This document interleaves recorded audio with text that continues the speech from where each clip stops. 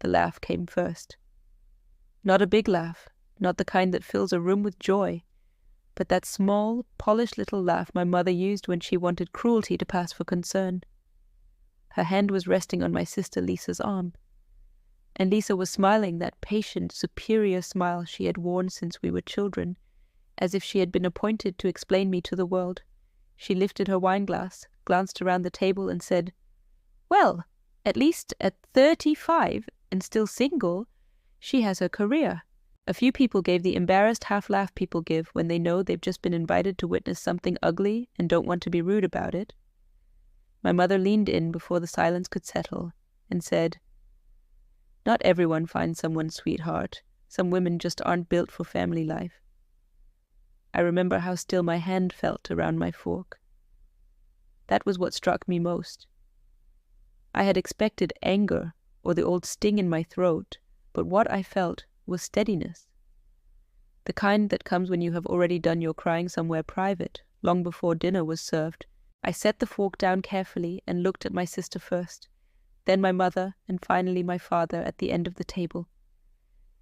And I said, very calmly, "I've been married for 3 years." The room changed. Lisa's smile stayed on her face for 1 second too long, then hardened at the edges. My mother actually blinked, as if the sentence itself had offended her. I didn't give either of them time to speak. "To a forensic accountant," I said. Then I turned to my father. "Dad, we need to talk about where your money's been going." That was when the air seemed to pull tight across the whole room. My aunt lowered her glass. Lisa's husband stopped chewing. My father looked from my face to theirs, and in that brief silence, nobody asked about the marriage. Nobody said congratulations. Because every person at that table knew this was no longer about me. Before I tell you how it got to that dinner table, let me say one thing plainly. Every family's finances are different. Every state has its own laws. And I am not a lawyer. I was just a daughter who paid attention when other people were counting on me not to. That matters, because what happened in my family did not begin with one dramatic moment. It began the way these things usually begin, with little acts of trust handed over quietly, paperwork signed without enough questions, and a grown child being told she was imagining patterns that were sitting right in front of her. And before I go back to the beginning, tell me where you're watching from. I know this story sounds American, because it happened here, but I have learned by now that betrayal has a familiar accent in a lot of places. Melbourne, Manchester, Mumbai, Toronto, Cape Town. Tell me your city or your country in the comments. I always want to know who understands what it feels like to be the child they underestimated, right up until the moment that stopped being safe for them. If that was you, stay with me a little longer. If you had met my father before all this, you would have understood why it took me so long to believe anyone could handle him, much less deceive him. He was a retired mechanical engineer, the kind of man who could fix anything with patience, graph paper, and a screwdriver that had belonged to his father before him. He kept a narrow black notebook in the kitchen drawer, and in that notebook he had written down every household repair since 1987. Furnace filter changed, back porch step reinforced, dishwasher hose replaced, dates, costs, observations in tidy, slanted handwriting. It was not only record-keeping, it was respect. For the house, for the money that maintained it, for the life built inside it. When I was 12, he sat me at the dining room table with a bank statement, a calculator, and one of his sharpened pencils. He showed me how to match deposits to dates, how to look twice at charges that arrived in round numbers, how a missing detail was often louder than a dramatic one. I can still hear his voice. "Numbers don't lie, sweetheart. People do." I carried that sentence into adulthood more faithfully than I carried almost anything else. My sister Lisa carried something different. She carried approval as if it were an inheritance. She was 3 years older, pretty in the easy way our mother admired, married by 26, a mother by 28, living 10 minutes from my parents in the same suburb where we grew up. She hosted Christmas in matching pajamas. She remembered birthdays on time. She knew how to make ordinary control look like devotion. My mother loved Lisa's life and tolerated mine. That is the kindest way I know to say it. She was not a woman who screamed or threw plates or said openly vicious things. Her injuries were smaller and cleaner than that. She could drain the warmth from a room with one question. If I mentioned a promotion, she asked whether the hours were healthy. If I talked about buying a condo, she wondered aloud if settling down somewhere so far away was wise for a woman alone. When Lisa did the most ordinary thing, it became proof of character. When I did something difficult, it became evidence that I was making life too complicated. I moved across the country at 29 for a data analysis job that paid well and suited the way my mind worked. Patterns made sense to me. Outliers bothered me until I understood them. I liked order, evidence, the quiet honesty of numbers arranged properly. My family treated that move as if I had boarded a ship and vanished on purpose. Lisa stayed close, so Lisa was loyal. I left, so I was selfish. That was the family arithmetic, and nobody questioned it because it kept the emotional books balanced in my mother's favor. By then, I had already been seeing someone for a while, quietly, seriously, happily. But I stopped bringing him up after one phone call with my mother. I had mentioned, carefully, that I was dating a man I thought she might like. There was a pause, then a little sigh, and she said, "Don't get our hopes up again." She said it lightly, as if we were discussing weather, but it landed with the same old message underneath. Your life is provisional until we approve it. After that, I kept that part of myself private. It felt cleaner. So that was the arrangement before anything broke. Lisa was visible. I was useful when needed and forgettable when not. My father loved us both, but love is not always enough to correct a family story that has been repeated for decades. Still, whenever I visited, he would pull out that old black notebook or slide a statement across the table and ask, half teasing, if I still remembered how to spot a discrepancy. I always did. And when the first odd detail appeared, I noticed it immediately. At the time, it looked small enough to excuse, the kind of thing a dutiful daughter living far away was expected to ignore. But small things are where serious theft learns to walk softly. The first crack came on a Tuesday evening, and if I had not known my father as well as I did, I might have missed it. He called to ask whether I still used that budgeting app I had once recommended to him, and before I could answer, he said, almost casually, that Lisa was helping with the bills now because there are just more passwords than there used to be. That alone did not alarm me. Age changes how effort feels, and pride often hides fatigue until it cannot. But then he laughed in a thin, distracted way and said he could not quite understand why his checking account looked lower than he expected after his pension deposit had come in. My father had balanced accounts for decades without blinking. Confusion did not suit him.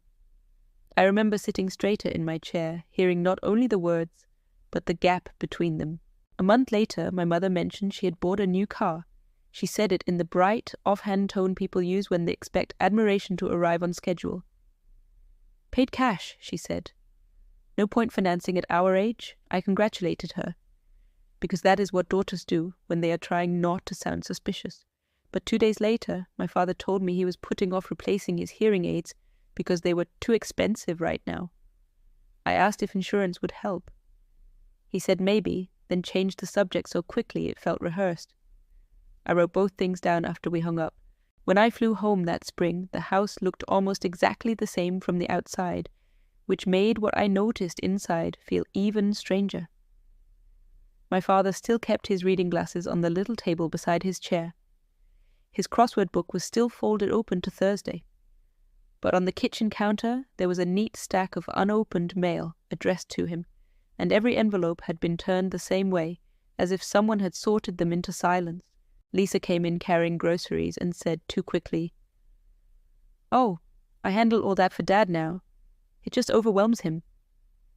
She said it with the calm competence my mother admired in her, the voice of a woman rescuing a frail man from paperwork. My father was standing right there, close enough to hear every word, and he did not correct her. He only reached for his coffee and looked at the floor. I was helping put things away when I saw one envelope half tucked beneath the others. It had the name of a reverse mortgage company in the corner. I pulled it free and asked my father lightly if he was looking into something new with the house. He frowned at the envelope, as if I had shown him a medical test result in another language. "What is that?" he asked. Before I could answer, my mother stepped in from the hallway and took the envelope from my hand. "Lisa is taking care of it," she said. "Do not worry him with every little thing." Every little thing.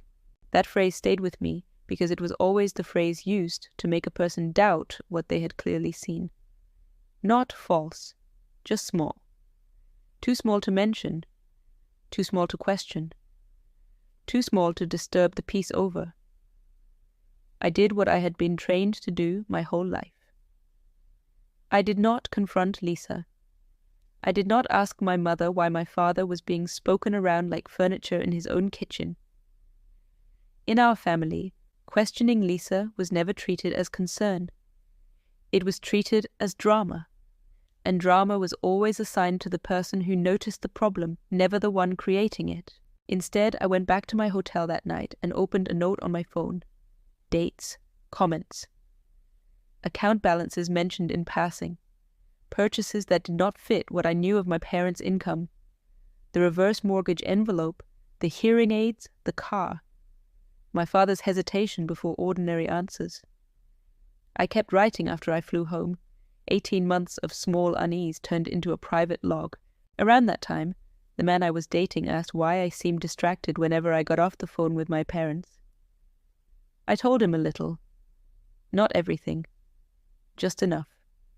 He was good with numbers in a way that was calmer and sharper than mine, and he started asking questions I had not asked myself yet. Whose name was on the accounts? Who saw the statements first?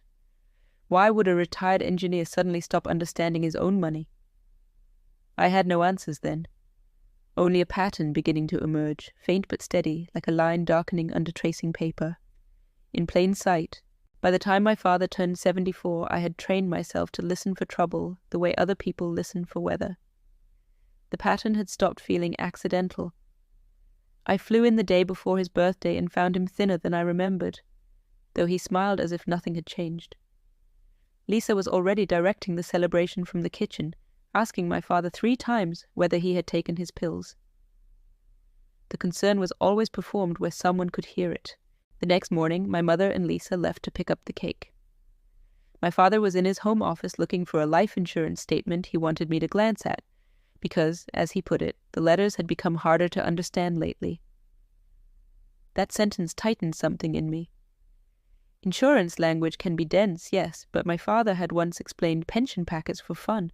His office still smelled of dust, printer ink, and lemon oil. The black repair notebook sat on the shelf behind him. The file drawers were labeled in the same neat hand I had known since childhood. Taxes, utilities, car, investments. It looked like order. It looked like him. He opened the drawer, marked estate, and frowned. "That's odd," he said. "This wasn't here before." The folder inside had no label and was thicker than the rest, stuffed with papers turned in different directions. I took it from him and set it on the desk between us. The first page was a durable power of attorney. My father's name was at the top. Lisa's name was beneath it, granting her authority over all financial accounts and property matters. The date was 2 years earlier. I read it twice. His signature was there. Real enough for a bank. Real enough to empty a life. "Dad," I asked, "do you remember signing this?" He took the paper, adjusted his glasses, and stared at it long enough for me to hear the wall clock in the hall. Then he said Lisa had brought something by after his cataract procedure. There had been a notary. She told him it was in case of emergencies, in case he was hospitalized and bills needed paying. He looked up at me, confused in a way I had never seen before, and said, "I thought that was just for emergencies." Under the power of attorney was a loan document. $40,000 had been transferred from one of my father's accounts to Lisa's husband's business. No repayment schedule. No collateral. no interest. My father read the first paragraph and sat down hard in his chair. "I never agreed to that," he said. The third document made my stomach go cold. It was a draft of a new will, unsigned but prepared, leaving the house to Lisa in recognition of her caretaking role and close daily involvement. I read that line twice. Close daily involvement. As if proximity were virtue. As if living nearby and intercepting the mail entitled a person to a lifetime of someone else's work. There were other pages too. Bank summaries, property printouts, notes clipped to statements. Enough to tell me this had not been one bad decision. It was a structure, quietly built, paper by paper. I did not let myself react in front of him. Years in data work had taught me that panic blurs detail. And detail was what we needed now. I laid the papers flat and took photographs with my phone. Every page, every date, every signature block. I emailed copies to myself before I could think twice. When I heard Lisa's car in the driveway, I slipped my phone back into my pocket and restacked the folder exactly as I had found it. My father was still holding the draft will, his hand trembling just enough for me to notice. "Put it back for now," I said quietly. He nodded. That hurt too, the obedience in it. Lisa came in first with the bakery box, talking before the door had fully closed. My mother followed with flowers and that brisk energy she wore when she expected praise. Lisa looked at me in the office doorway and asked, "Find what he needed?" "Yes," I said. That was all. I did not ask about the power of attorney or the loan. Just before guests arrived, my father caught my hand in the hallway and whispered softly to me, "Something's wrong, isn't it?" I closed my fingers around his and said, "I'm going to find out." I flew home the next day with the photograph still burning a hole through my phone. Daniel was waiting at the airport. He read my face before I had cleared security, and by the time we were in the car, he had already stopped asking whether I was okay and started asking what I had found. Daniel is a forensic accountant. He has spent 15 years following money through places it was never supposed to go, unraveling expense reports and shell accounts and signatures that looked right until they did not. We married 2 years ago at the county courthouse on a Thursday afternoon, with his colleague and my neighbor as witnesses and takeout pasta afterward, because neither of us needed spectacle to know what we meant. I never told my family. They would have made it about how I did not have a real wedding, how I was hiding something, how I was being difficult again. My mother would have sighed and asked why I always had to do things the hard way. Lisa would have smiled and said something about how nice it must be not to care what people think. And my father would have been caught in the middle, too tired to fight, for a celebration no one else wanted to give me. So I kept it mine. I kept it safe. That night, at our kitchen table, I showed Daniel everything. The power of attorney, the $40,000 loan, the unsigned will with language so flattering to Lisa it read like she had drafted it herself. He did not react the way a husband reacts. He reacted the way an investigator reacts, quietly, precisely, writing nothing down until he had seen it all. When I finished, he asked me what I wanted to do. I told him I wanted my father's money back and my sister exposed and my mother to understand, for once, who had been paying attention. He nodded. Then he said the most important thing anyone said to me during those months. If you confront her now, she'll rewrite it. She'll say he was confused. She'll say you misread the documents and your mother will back her up. You need enough evidence that the story tells itself. So we made a decision together. No confrontation. Not yet. I would keep playing the role they had already written for me. Single, scattered, irrelevant, a daughter too far away to be taken seriously. I would let them believe I had noticed nothing. The next morning I called Lisa. I told her I was worried about Dad's memory. I asked, almost shyly, whether I could be more involved going forward. There was a pause, then a warmth in her voice I had not heard in years. The warmth of someone who believes they have already won. "Of course," she said. "I've been hoping you would step up." The trap was set, and she had welcomed me right into it. For 6 months, I became someone smaller than myself. It was not difficult. I had spent my whole life watching my family decide who I was, so all I had to do was stop correcting them. Single, scattered, trying too hard, desperate for approval that never came. I let them see exactly the woman they expected, and I let that woman ask questions only a fool would ask. I called Lisa every few weeks, always with the same hesitant tone. I told her I wanted to understand Dad's situation better. I said I felt guilty for living so far away. I asked whether she could walk me through how the accounts worked, because I just did not have her head for this kind of thing. That last part almost made me laugh when I said it, but Lisa took it as confession. She had always believed she was smarter than me. I just finally stopped arguing. She started explaining things she should never have explained. She told me she had consolidated some of Dad's accounts to make things simpler for him. She mentioned moving money between savings and checking so he would not get confused by too many statements. She said it warmly, as if she were describing a kindness rather than a strategy. I wrote down every word she said as soon as we hung up. On my visits home, I let myself be interrupted. I let my mother talk over me at dinner. I let Lisa correct small details in stories I had told accurately, and I smiled as if I were grateful for the help. Every time they dismissed me, I felt the folder in my mind grow heavier. Meanwhile, Daniel worked quietly from home. He requested account histories through legitimate channels. He pulled property records and loan filings from public databases. He tracked the $40,000 to Lisa's husband's business account, then traced the purchases that followed.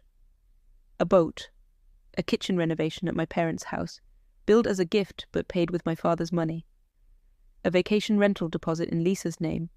None of it loud, all of it documented. Because I lived in a one-party consent state, I started recording our phone calls. I never asked leading questions. I never accused her of anything. I simply asked Lisa to explain what she was doing. And she did, in her own voice, with her own justifications, as if she were proud of how well she had arranged everything. One evening she said, "Dad doesn't need to see all the monthly statements. It just confuses him. I handle the overview and tell him what matters." I saved that recording in 3 places. My parents saw none of this. My mother saw a daughter finally showing interest, after years of selfishness. Lisa saw a woman who had admitted she could not keep up. They talked freely in front of me because they believed I was not paying attention. I let them believe it. But I was also rebuilding something else. On every visit, I found time alone with my father. I asked him about the old repair notebook. I sat beside him while he turned the pages and remembered what he had fixed, what he had built, what he had solved with patience and precision when the house still felt like his.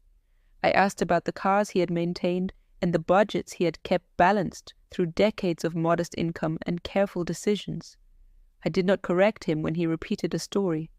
I did not rush him when he paused. I just listened. Slowly something came back into his eyes. Not confusion, recognition. He started to trust me again the way he had when I was 12 at that dining room table, learning how to read a bank statement. One afternoon he looked at me for a long moment and said, "You were always the one who noticed things." I almost broke right there, but I held steady because the evidence was still growing, and because Daniel had promised me that when the time came, there would be no room for Lisa to rewrite what had happened. No room for my mother to say I was exaggerating, no room for anyone to claim my father had simply been confused. The family saw a woman who visited too often and asked too many questions and seemed a little desperate for connection. They saw someone easy to ignore. What they could not see was the coiled spring tightening behind every quiet smile. They could not see the recordings saved to an encrypted folder. They could not see the spreadsheet my husband updated every Sunday, or the file of documents that now ran to 47 pages. I watched Lisa buy a boat that summer. I watched my mother choose new countertops for her kitchen. I said nothing. When the day finally came, I would not need to shout. The evidence would speak for itself. All I had to do was wait for the right room, the right silence, and one last invitation to be underestimated. The dinner was my father's 75th birthday, and the whole family had gathered in the dining room, where I had once learned to read bank statements by lamplight. Lisa sat beside my mother, dressed in soft linen, smiling with the easy confidence of someone who had never once been questioned in that house. Her husband poured wine. My aunt passed the bread. Everyone performed warmth like a family photograph waiting to be taken. I had flown in that morning with a folder in my carry-on bag and a recording queued on my phone. Daniel had driven me to the airport, and before I walked through security, he held my hand and said, "You don't have to be loud. Just be clear." I carried those words with me like armor. Halfway through dinner, Lisa lifted her glass and looked at me with the particular patience she saved for public observations. "Well," she said, "at least at 35, and still single, she has her career." A few people gave the kind of laugh that hopes someone else will change the subject. My mother leaned in and added gently, "Not everyone finds someone. Sweetheart, some women just aren't built for family life." I let the silence hold for one beat longer than was comfortable. Then I said, "I've been married for 3 years. I've been married." Lisa's smile stayed frozen in place. My mother blinked. "No one asked to whom." "To a forensic accountant," I said. I turned to my father at the end of the table. "Dad, Daniel and I have been looking at your accounts. Do you want to know what we found?" My father looked at me, then at Lisa, then back at me. He nodded once. I reached into the bag beside my chair and pulled out a plain manila folder. I did not raise my voice. I did not rush. I laid the first document flat on the table, a printout of the power of attorney Lisa had obtained 2 years earlier, signed during my father's recovery from cataract surgery. I asked him whether he remembered giving her full control over his finances. He said he thought it was only for emergencies. I laid out the next page. A transfer record showing $40,000 moved from his savings to Lisa's husband's business, with no repayment terms and no documentation of a loan agreement. Lisa's husband stood up from the table and left the room without saying a word. I laid out the third. A draft of a revised will that had never been signed, leaving the house to Lisa in recognition of her caretaking. I asked my father whether he had ever seen it. He shook his head slowly, his face pale. My mother's voice cut across the table. "This is family business. You're embarrassing us." I looked at her for a long moment. Then I said, "No, Mom. You let Lisa embarrass him for 2 years. I'm just telling the truth."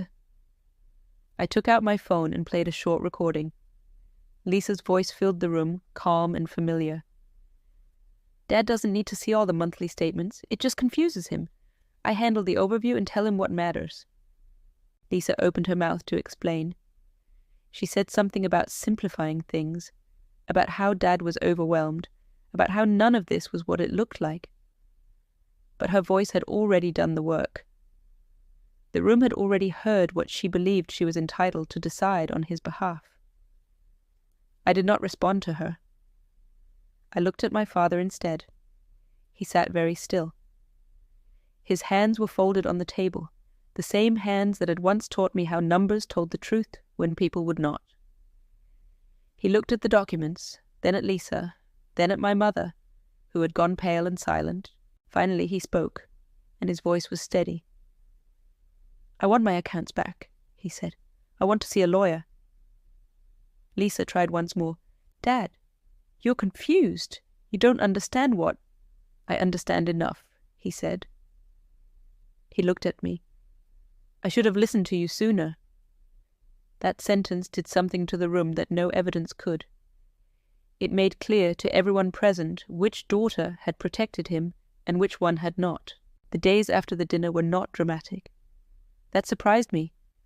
I had braced for shouting, for accusations, for the kind of family war that leaves permanent wreckage. Instead, there was mostly paperwork, and the particular silence of people who have been caught and know it. The morning after the birthday dinner, I drove my father to an elder law attorney whose name Daniel had found 3 weeks earlier because we had known this day was coming. My father sat at the desk in his good cardigan and answered every question carefully, the way an engineer approached a problem he intended to solve correctly. The power of attorney was revoked within the week. The attorney filed documentation showing it had been obtained while my father was recovering from a medical procedure with no independent legal counsel present, and no evidence that he had understood the full scope of what he was signing. Undue influence has a legal definition. My father's situation met it. Lisa was required to provide a complete accounting of every transaction made under the power of attorney.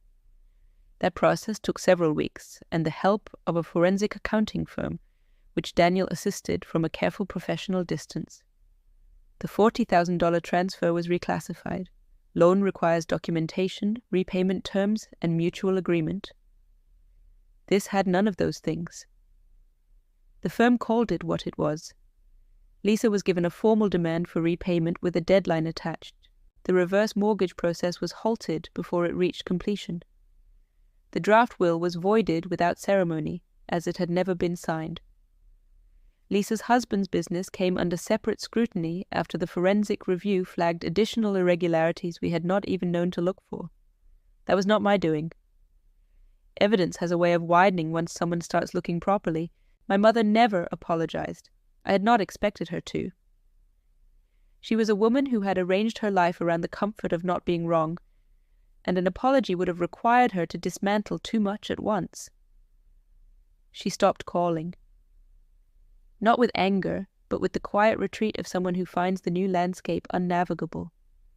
I have thought about that more than I expected to. Lisa sent me a long email 2 weeks after the attorney meetings began. It was carefully written, the kind of careful that comes from drafting something multiple times. She called me vindictive. She called me jealous. She said I had always resented her closeness with our parents and had manufactured a crisis to center myself. I read it once, then closed it.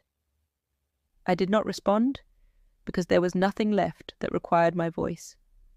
The documents had already spoken. My father moved 4 months later, his choice made calmly and without drama. He found a modest apartment in our city, close enough that Danielle and I could have dinner with him on Sundays. He brought his reading chair, his crossword books, and the black repair notebook, which he set on the kitchen shelf the first afternoon as if it were claiming the space. When I helped him carry boxes in, he stood at the window, looking out at a street he did not yet know, and said, "I want to be near the daughter who told me the truth." I did not have an answer for that. I just stayed until the boxes were unpacked. 6 months later, on a Sunday morning, my father sat at my kitchen table with the black notebook open in front of him. Daniel was making coffee. The windows were letting in the kind of light that makes ordinary things look considered and chosen. My father had his reading glasses on and his good pen out, the one he saved for important entries. I looked over his shoulder and saw he had started a new page. At the top he had written, in his careful slanted hand, "Repairs to Trust." Underneath it he had written my name. I did not say anything. I just put my hand on his shoulder and left it there. I have not spoken to my mother or Lisa since the birthday dinner. I want to say that clearly, without drama, because it is simply true. I do not miss them in the way people expect. I miss who I believed they were for the first 30 years of my life. I miss the version of my mother who might have chosen honesty over comfort, and the version of my sister who might have been someone to rely on. Those people may never have existed. That is its own kind of grief, and it is quieter than anyone tells you it will be. But this, my father at my table, Daniel setting down 3 cups without being asked, the notebook open to a new page. This is not a consolation prize. This is the life that was waiting on the other side of telling the truth. They laughed because they thought single meant alone. But I was never alone. I just stopped performing for people who were not paying attention. The child they overlook is often the one still watching. The silence they mistake for weakness is sometimes just patience. And the truth does not need volume, it only needs receipts. If this story sat with you, please like this video and subscribe so you don't miss what comes next. And if you have ever been called difficult simply for asking the right questions, this story was for you. Tell me in the comments. Did your family underestimate you too?